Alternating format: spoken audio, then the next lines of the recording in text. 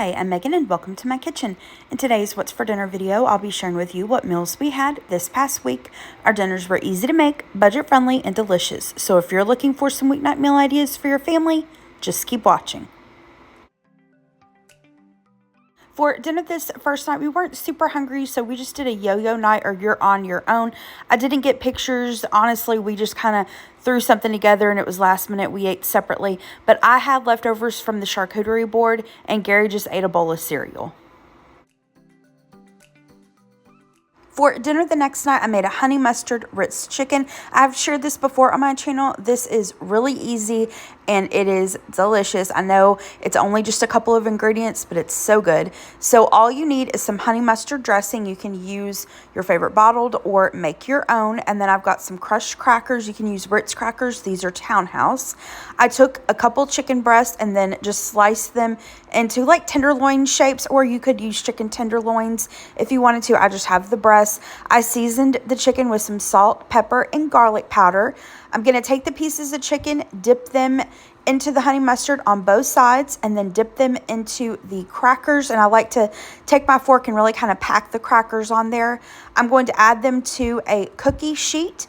I lined this with aluminum foil just to make cleanup easy, and then sprayed it with some cooking spray.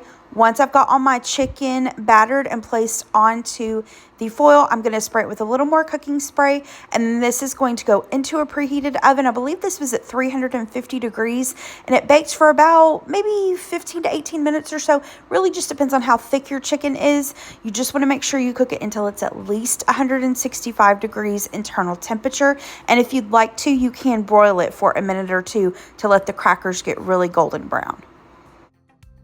For one of the sides, I decided to do some cream cheese bacon corn. I believe I've shared this before on my channel, and I've made this recipe several times, but it's written for a crock pot. I decided to do a version on top of the stove. I didn't follow any measurements or anything, but I'll link that recipe in the description box below for you. I've got a can of corn here that I drained. You can use frozen corn or fresh, of course. I'm going to add in a little bit of heavy whipping cream. You could also do half and half or milk, whatever you've got. I'm adding some cream cheese. I have some whipped on hand, so that's what I'm going to use. And then I've got a few slices of bacon. This was just leftover cooked bacon that I chopped up. I wanted to add just a little bit more, so I added some from the bag.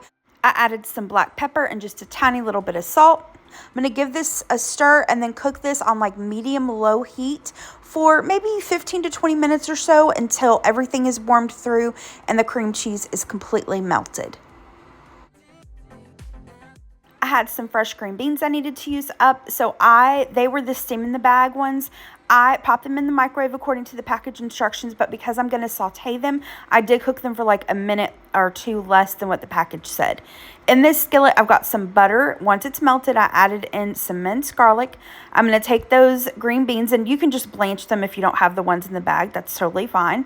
I'm adding the green beans. I'm going to give that a toss with the butter and garlic, and then to season these up, season them however you'd like. I thought this buttery garlic and herb from Kinder's would go well with this. So I'm going to add that seasoning and then just a tiny little bit of salt and pepper. Give that a toss, and then I sauteed this on about medium heat for 3 to 5 minutes until they were tender. And I like them to start to get golden brown, or not golden brown really, but kind of brown, and they look almost charred, but they're so good like that. And then last but not least, this was our Sunday dinner, and so to round it out, I made some macaroni and cheese. This is just the Kraft boxed macaroni and cheese I cooked according to the package instructions. Here are the plates. So we've got that chicken, the macaroni and cheese, the corn, the green beans, and then Gary likes to dip this chicken in barbecue sauce. I like to dip it in a little extra honey mustard. Such a good Sunday dinner. And like I said, I know with only 2 ingredients, it seems pretty simple. And I mean, it is, and I'm not going to lie, it doesn't have like a ton of flavor, but there's something about the combination of the honey mustard with the crackers, the buttery crackers, that's just so good. Now, you may have seen this recipe before, just called Ritz chicken, where you dip chicken in butter and then in crackers, and you can totally do that, but the honey mustard dressing just adds a little extra flavor and sweetness that I really like. Now, I've never tried it before, but as I was editing this, I thought you could also do this with like ranch dressing or even Italian dressing or the creamy Italian dressing. I think that would be good in that. And I want to try to remember to try it that way. I think it would be delicious. But yeah, anyway, that was our dinner this night. I had some Hawaiian rolls left over from our Super Bowl get together that I needed to use up, so I decided to do some baked ham and Swiss sliders. I've shared this several times before on my channel. I'll find one of those videos, link it down in the description box below for you. Basically, just take the Hawaiian rolls, slice them in half, add some Swiss cheese, deli ham. I like to use the honey ham, but you can use whatever you'd like. And then add the top of the rolls, and then I make a little butter sauce with some melted butter, Worcestershire sauce, a little touch of Dijon mustard, some onion powder, poppy seeds. I brush that onto the rolls, cover this with foil, and I bake it at 350 degrees for about 20 minutes. Uncover it and then bake it for maybe another 5 minutes or so. And then to go along with this, I had some just odds and ends of several different bags of fries in my freezer, and they just been hanging out there, and I was like, you know what, we're just going to cook them all up in the air fryer tonight, and we'll have a little fry smorgasbord. So that's what we did. We've got some like tater tots, some the Arby's curly fries, and then some, I think it was just like Kroger brand crinkle cut fries. I just cooked them in the air fryer at 400 degrees for about maybe 15 to 18 minutes until it was about 15 minutes, sorry, until they're golden brown, and just season them with some salt. And that was our dinner this night. Those little sliders are so good, and we actually enjoyed the little assortment of fries. It was kind of nice to just, have a few different kinds. Gary's like, can we do this again? Could we do like a fry charcuterie board? And I was like, oh my gosh, yes, such a good idea. So I think we're going to try that. But anyway, this was our dinner this night. For dinner the next night, I didn't get a picture, but we just had leftovers of the honey mustard Ritz chicken and the cream corn and macaroni and cheese that I made that night. Dinner the next night was supposed to be mojo chicken, but I forgot to marinate it, and it was dinner time, and I was like, oh yeah, I was supposed to marinate the chicken. So I just decided to do some baked chicken thighs. I don't really follow a recipe for this. I mean, back years ago when I first started making this, I did follow a recipe from All Recipes. I'll link that in the description box below, because I guess I do take inspiration from that. Like I said, I very loosely follow it. I just eyeball the measurements. So here I've got some skin on bone-in chicken thighs. You can use whatever kind of chicken you want. I'm going to season both sides with some salt and pepper, followed by dried thyme, paprika. Sometimes I do smoked paprika, just depends on what I grab that day. I'm going to do some onion powder and garlic powder. Sometimes I also add some white pepper. Again, just depends on what I grab that day. You can use whatever seasonings you want. I'm going to drizzle this with some olive oil and then just rub the spices and the olive oil on the chicken. I'm going to place this into a preheated oven. This was set at 400 degrees. You want to bake these for about 20-25 minutes. Give it a flip. Bake it for another maybe 20 minutes or so. Just make sure you cook the chicken until it's at least 165 degrees internal temperature. And then I like to let the chicken rest for 5 or 10 minutes before I serve it up. Had a bag of baby gold potatoes that I needed to use up, and so I went on Pinterest to find a new recipe to try. I saw these Italian baked potatoes, and I was like, okay, that sounds simple and delicious. So I'll link the recipe down below, but it's so easy. All I did was quarter those potatoes, and then we're going to take some Italian dressing. Use your favorite bottled, or you could make your own Italian vinaigrette. I have some of the Olive Garden, so that's what I'm going to use. Drizzling that over the potatoes, and then we're going to add just a little bit of salt. You don't need a whole lot of salt.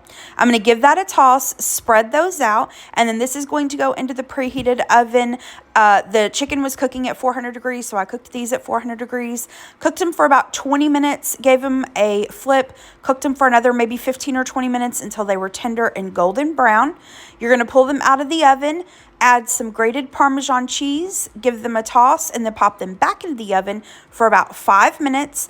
And then you want to add some fresh parsley. I mean, if you have it, if you don't, have it on hand, or if I wouldn't buy it just for this recipe, if you know what I'm saying. But if you've got it, add it. If not, just leave it, or maybe add some dried parsley, and that's it. And like I said, super simple, but those potatoes had such good flavor. They were delicious.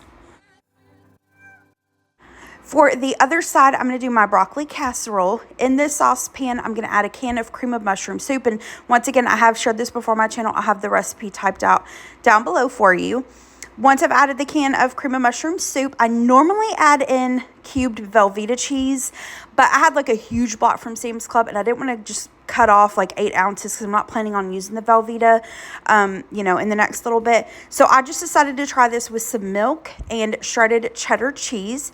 Once I've added that, I'm going to add in a little bit of garlic powder. I'm going to add in a little bit of pepper and then just a tiny little bit of salt. Give that a stir, and then you want to cook this on about medium-low heat until the cheeses are melted. At that point, I'm going to take a bag of frozen broccoli. Now, this casserole makes like a 9x9 or 8x8. You can double this recipe to do a 9x13. I like the broccoli florets from Aldi for this. I feel like they're a good size. You can use, you know, whatever frozen you want. You could also use fresh broccoli. I'm going to give that a stir and then place that into a greased casserole dish. Here in this little pot, I've got some butter. I think I melted 4 tablespoons of butter for this. I'm adding in some crushed crackers. I believe these are Townhouse. You can use Ritz if you prefer. I'm going to stir the butter and crackers until they're combined. Place the butter crackers on top, and then this is going to go into a preheated oven. I baked this at 350 degrees for about 20 to 25 minutes until it's bubbly and the crackers are golden brown. Here are the plates. So we've got the chicken thighs, the potatoes, and the broccoli cheese casserole. This dinner was delicious. With the broccoli cheese casserole, I will say I do prefer this with Velveeta. This was still good, but I do prefer it with the Velveeta. But, you know, if you're like me, you don't have Velveeta or you don't want to, you know, cut off a little bit of the whole block or you don't want to use the Velveeta cheese, this is still a good recipe using the milk and the shredded cheddar cheese. But yeah, this was dinner this night. So good. Gary had been working a lot the past few days, and so on this particular night, we just wanted to kind of veg out, more so him, but I, of course, was supportive of it because if I didn't have to cook dinner, why not? But he just really wanted to order Chinese food and to just sit and watch some programs. So that's exactly what we did. I ordered takeout from our local restaurant. He ran and picked it up for us. He got the sesame chicken with lo mein, and it came with an egg roll. I got the orange chicken with fried rice, and it came with an egg roll. And then we got a small thing of their house special lo mein, and we ate dinner that night. We watched the season finale of The Night Agent on Netflix. We have been addicted to that. It's such a good show. There is some language in it, but it is like edge of your seat. It's so good. And I was so sad when we watched the season finale and then realized that I think like the new season isn't coming out until like next year. And then we went back and watched Prison Break on Netflix. We've been watching it from the beginning, and so we watched a couple episodes of that while we ate our Chinese food. And yeah, that was dinner that night. And for the last dinner in this week's video, we just had leftover Chinese. We both had plenty, you know, to have for another meal. So that's what we ate for dinner this last night. All right, that is it for this week's video. Thank you so much for watching. I hope that you liked this video and that you got some dinner ideas. If you did like it, hit the thumbs up button below and subscribe to my channel if you're not already. Hope you have a great rest of the day. Thanks so much. Bye-bye.